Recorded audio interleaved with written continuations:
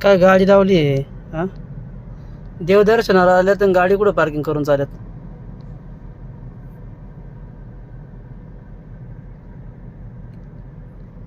बघा ही गाडी लावण्याची पद्धत. हा भारी भारी गाडी वापरली तर कुठं लावून चालत. हे बघा ही पोरं ती गेलेली एकविरीला आलेत पाया पडायला आणि गाडी कुठं लावली मध्ये रस्त्यात. तुम्हाला गाडी दाखवतो एक मिनटं.